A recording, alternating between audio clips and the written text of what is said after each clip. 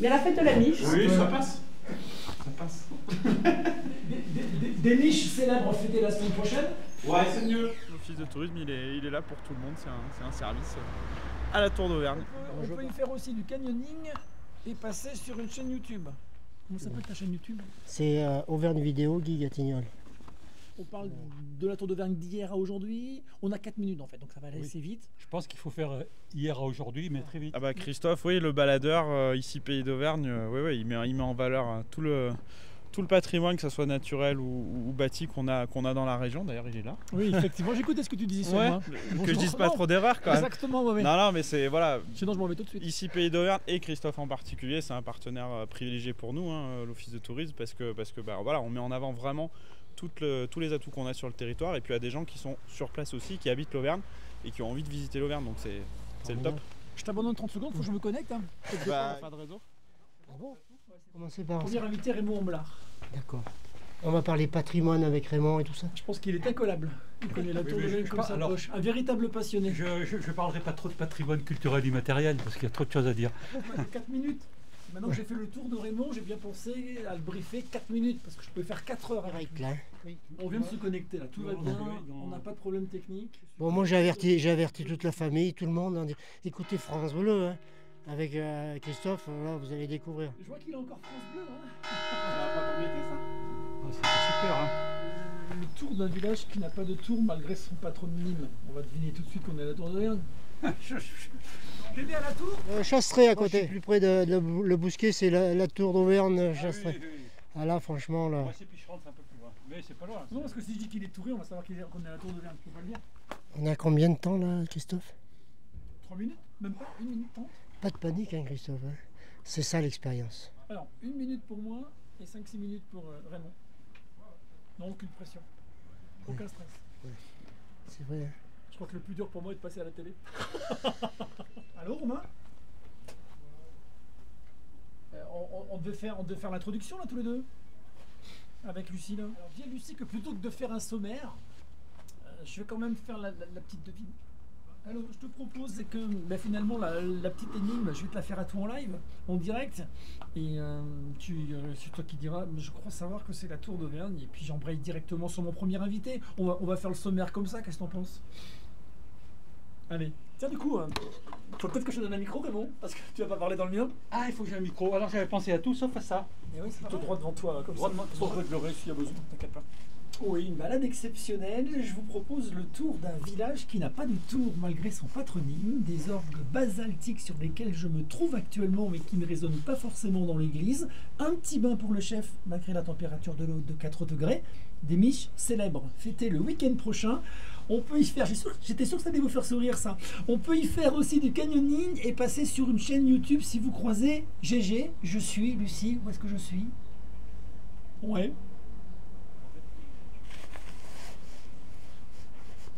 Exactement, avec un Touré qui est en train de nous filmer. On pourra même retrouver en image l'émission tout à l'heure sur sa chaîne YouTube. Ce sera l'un de nos invités. Vous parlez de la Tour d'Auvergne. Je me suis dit que je devais inviter quelqu'un qui était passionné de cette commune.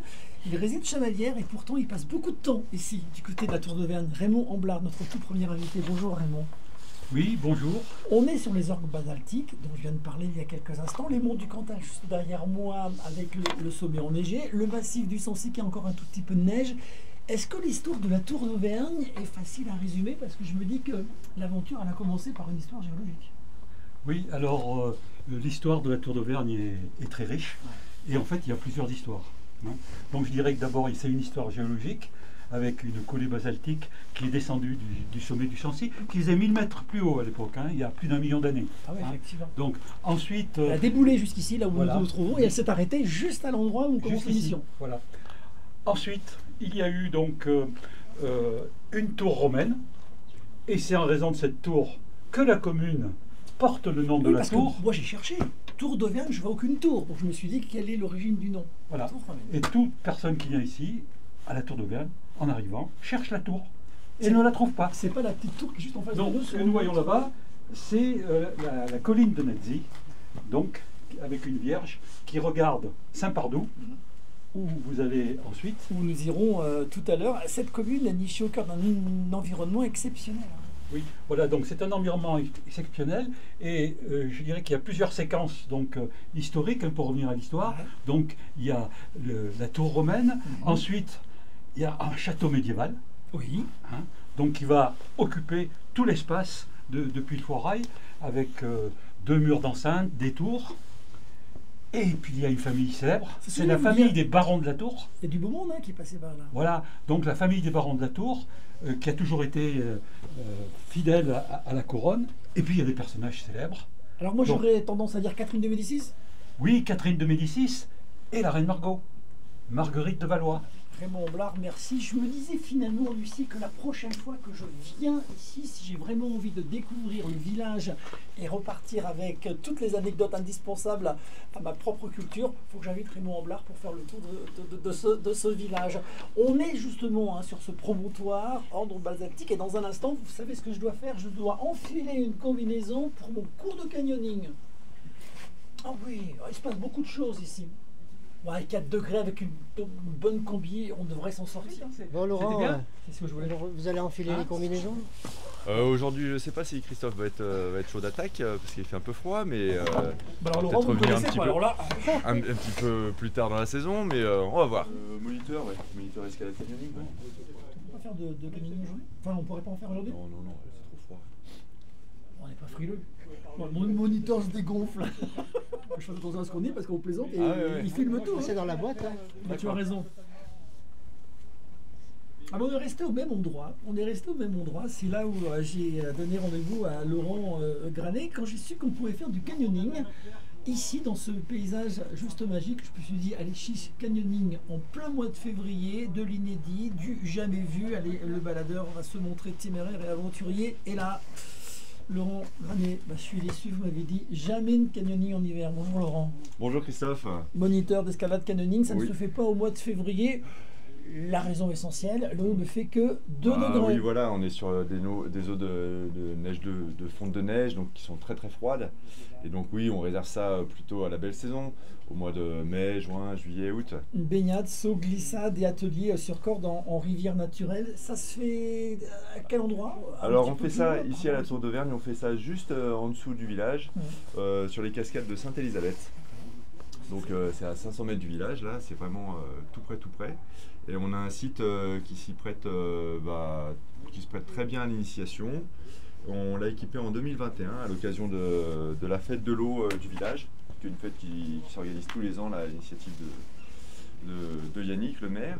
Et puis voilà, il nous avait proposé de faire un petit atelier sur ce thème-là. Et puis on l'a développé et on est arrivé à en proposer une descente régulièrement avec l'Office du tourisme, que moi, je me disais- toutes les semaines à la belle saison, quoi. L'hiver, moi je me réserve plutôt parce que C'est ce que j'allais je dire, on fais fait pas partie- l'hiver finalement. je fais partie aussi d'un collectif qui s'appelle Auvergne Attitude, hein, Bien et sûr. on travaille sur le Sancy, sur la Tour d'Auvergne et sur les autres villages du Sancy. Et l'hiver, quand même, on se réserve plus aux activités de raquettes à neige, de randonnée quand il fait beau. On fait un petit peu de sécurité par rapport aux avalanches et des choses comme ça. Voilà. Bien, écoutez, merci Laurent Granet. Le canyoning attendra, on l'a bien compris, Lucie. Pourtant, j'étais vraiment très très motivée. J'avais vraiment envie de sortir des sentiers battus. Oui, dites-moi tout, Lucie. Ouais.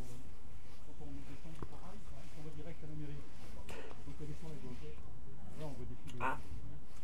Eh ben, ça sera pour une prochaine fois dans un instant. Je vous emmène dans un lieu où là, on aura les yeux ébahis, des étoiles plein les yeux. Il paraît que l'église de Saint-Pardoux vole des tours. Donc la bonne nouvelle, c'est que nous allons partir faire du canyoning dans quelques instants, puisque Laurent a enfin dit oui. Et... Voilà, C'est bon. on est parti. Ah, c'est tout, oh là là. Moi je fais juste les photos, c'est Guy la vidéo. Ah ouais, non, mais Là il y a le faux direct, ouais. Ouais, après, on a limite. Ça il faut pas, hein. Je veux tout savoir, Lucie. Oui, je veux savoir, c'est quoi un feu direct? Un faux direct, ça veut dire qu'on est dans un lieu où il n'y a pas de réseau, 4G ou un très mauvais réseau. Donc pour éviter les coupures, on est allé réaliser notre reportage dans les conditions du direct tout à l'heure. On a fait un 4 minutes sans filet en live, on l'a mis dans la boîte, on l'a transmis en studio et il va être diffusé dans quelques instants comme si nous étions en direct de la fameuse église de Saint-Pardoux. Christophe, c'est très facile, ouais. Il met à l'aise, il discute, on a l'impression déjà de le connaître depuis longtemps. Voilà. Donc C'est on le parle but, en facilement. fait, ouais. Une petite discussion comme ça à bâton rompu avec les acteurs du territoire, c'est ça aussi l'essentiel. Moi je veux vraiment savoir ce qu'ils savent faire, ce qu'ils aiment, partager leur passion. hyper Alors, je crois intéressant. qu'on est quand même 2, 3, peut-être un peu plus, hein, sûrement un peu plus. Hein. Il faut aimer les gens hein, pour faire ça. Entièrement d'accord. Si vous n'aimez pas les gens, il ne faut pas faire ce métier. Exactement, je suis entièrement de cet avis. Et puis le fait de mettre en place vite fait une complicité fait que l'émission est fluide. Il y a une complicité qui s'instaure. Si on ne met pas à l'aise notre invité, il va être tendu, stressé, il ne va pas forcément avoir des choses spontanées à nous dire, l'interview ne sera pas terrible et du coup tout le monde sera déçu. Et on fait que des émissions, c'est du vrai. Exactement, le vrai, l'essentiel. Moi je veux la vraie vie, à un instant T. Ça fait combien de temps que tu fais ça, toi? Moi, je suis rentré à France Bleu Pays d'Auvergne il y a une dizaine d'années. Et puis, j'ai commencé à faire quelques émissions. L'émission du baladeur s'est mise en place à 4 ans. On m'a proposé d'officier en tant que baladeur et depuis... Et puis là, il y a de l'audience, hein, parce que les gens, ils aiment bien le direct. Mais on parle de leur territoire, en fait. On parle de leur quotidien, de leur territoire, de ce qu'ils vivent, de ce qu'ils font. Ils aiment beaucoup, ouais. Puis nous, on a plaisir à aller à la rencontre de nos auditeurs et nos auditrices. Voilà, le terrain, il n'y a rien de mieux, quoi. Exactement. C'est la magie de la radio, rencontrer les gens. Alors, comment tu choisis tes sujets? Alors ça, c'est divers et varié. On a les lieux où on a un partenariat, là où on se rend sur les lieux où le partenariat ici, Pays d'Auvergne, a été mis en place. Ça peut être sur un coup de fil d'une association, d'un maire, de quelqu'un qui a envie de mettre son village en avant. Ça peut être un organisateur de fêtes. Ça peut être notre responsable des programmes qui a eu une idée, qui se dit tiens, j'aimerais bien que tu ailles ici. Ça peut être notre directeur. Et ça peut être moi qui ai un coup de cœur et qui dit à ma responsable des programmes, j'irai bien à cet endroit. Banco, c'est parti. Si vous avez des choses à dire, une passion particulière à faire, à transmettre, etc., n'hésitez pas à appeler parce que tous les sujets sont bons à prendre. Mais on a des gens qui nous appellent ou qui nous font des mails. Voilà, est-ce que le baladeur pourrait venir faire un petit tour chez nous? D'accord. Et donc ça vous encourage à le faire ou en disant non, arrêtez, n'achetez plus? Faites-le, bien sûr, il y a des gens qui ont des envies qui n'osent pas forcément le faire. Au contraire, donnez-nous des idées. Et si on a des disponibilités et qu'on est emballé par votre idée et votre projet, on va débarquer plus vite que vous l'imaginez. Moi je suis Patrice de l'Office de tourisme Auvergne-Volcan-Sancy. Donc je suis en charge de la communication moi, au niveau de l'Office de tourisme. Je suis arrivé en juin dernier, voilà, donc je débarque un peu sur le territoire. Enfin je suis habitant quand même de pas très loin. Et je m'occupe de toute la partie communication et presse. Donc c'est aussi pour ça qu'on est là ce matin, pour les relations presse. Là la commande c'est que Christophe vient pour l'émission Le Baladeur le samedi matin sur ici Pays d'Auvergne. Et donc moi je dois lui organiser en fait toute sa matinée avec les différents intervenants. Donc ce matin c'était 9 intervenants quand même, entre la Stèle et la Tour d'Auvergne. Voilà, donc il faut contacter tout le monde, organiser tout ça. Enfin c'est mon job, c'est une partie de mon job. L'idée c'est qu'on avait prévu 2 scénarios, un scénario avec beaucoup de neige puisqu'on est pendant les vacances, et puis un scénario sans neige, c'est le cas aujourd'hui, tout a un peu fondu, donc on s'est dit on va faire un petit panorama de ce qui peut se faire à la Stèle toute l'année, et puis ensuite on va venir visiter un petit peu le village, à la fois sur le côté patrimonial, mais aussi là par exemple on va aller rencontrer Laetitia à la boulangerie pour nous parler des événements à venir, notamment la foire de la Miche. Voilà, donc on essaye de dresser un peu le panorama du village et puis des gens qui habitent ici aussi. C'est important pour nous de montrer un peu les gens ici. Alors, et puis tu vas intervenir oui, après quand même. Si je peux apporter ma pierre aussi. Tu fais partie en tout cas de notre paysage à nous en Auvergne, donc pour moi c'était important aussi que quelqu'un comme toi intervienne dans une émission comme celle de Christophe. Voilà. Le faux direct est parti. Ça fait drôle quand même parce que je suis en train de m'écouter de faire un vrai direct alors qu'en même temps je suis en train de parler sur ta chaîne YouTube. J'ai un don. Oui, j'ai plusieurs personnalités. Hein. J'ai une personnalité assez étrange. Un disque, Romain, s'il te plaît. C'est à la fin de celui-là ou comme un deuxième? Bon, Laetitia, alors voilà. Ça, c'est le cadeau de bienvenue pour Christophe. C'est ça, pour lui faire goûter. Christophe et Patrice de l'Office. C'est ça, on va leur faire goûter toutes les spécialités du pain et les spécialités du pays. Alors, la dernière fois que j'étais venu ici, on avait terminé derrière là. Au lavoir. Comment on s'était régalé de cette heure première. Est-ce que ça vous va là, l'installation? Bah écoutez, pour la radio, il y a pire. Hein. On est guidé, hein. Chalapi. Chalafi. Chalafi. Chalafi. En fait, on va faire une petite discussion interrompue. Donc du coup, j'allais commencer par la foire de la Miche, mais vu que vous arrivez avec un plateau, on va commencer par ça, et puis on terminera par... C'est vous l'organisatrice de la foire de la Miche? C'est ça, je fais partie de l'association des commerçants, je suis présidente de l'association des commerçants. Ça se fait ici? Ça se fera ici sur ça, la c'est place. toujours fait la Tour d'Auvergne? Alors, il y a très longtemps qu'elle se faisait à la Tour d'Auvergne. Là, c'est la 3e année qu'on a relancé la foire de la Miche. C'est qu'une année, je voulais faire mon baladeur. C'était un D'accord. samedi, mais là, j'ai vu que c'était un dimanche. Donc, Bah oui, voilà, on change le jour pour essayer d'attirer plus de monde. oui, Quoi. le dimanche, il y a peut-être plus de monde. Ouais. Voilà, on sera sur un week-end où 3 zones se croisent. Mm. Donc normalement, on devrait attirer plus de monde. Près de l'orgue basaltique, on est sur la terrasse de la boulangerie pâtisserie de Laetitia et Michael. Laetitia Chalafi qui m'a fait signe pour me dire de ne pas rentrer car il y a du monde, mais elle m'a dit je vais venir vers vous. Il y a une petite terrasse et elle est arrivée, les bras chargés de 2 plateaux. D'un côté, pomme, tarte myrtille, bugne, c'est des spécialités gourmandes. C'est ça, c'est les spécialités de la maison. Ça donne envie, les Ah bah j'espère que On va vous pouvoir allez les goûter. régaler. Bien sûr, c'est pour vous. Votre tarte aux myrtilles, elle a une bonne réputation. C'est la spécialité de la maison et pas mal de pains qui sont ici. Et là, vous m'avez dit que ça allait être l'occasion pour nous, pour vous, de nous parler de ce bel événement que vous nous préparez la semaine prochaine. Oui, alors la semaine prochaine à la Tour d'Auvergne aura lieu la foire de la Miche. La foire de la Miche, c'est l'occasion de retrouver ce qui se faisait il y a longtemps ici à la Tour d'Auvergne.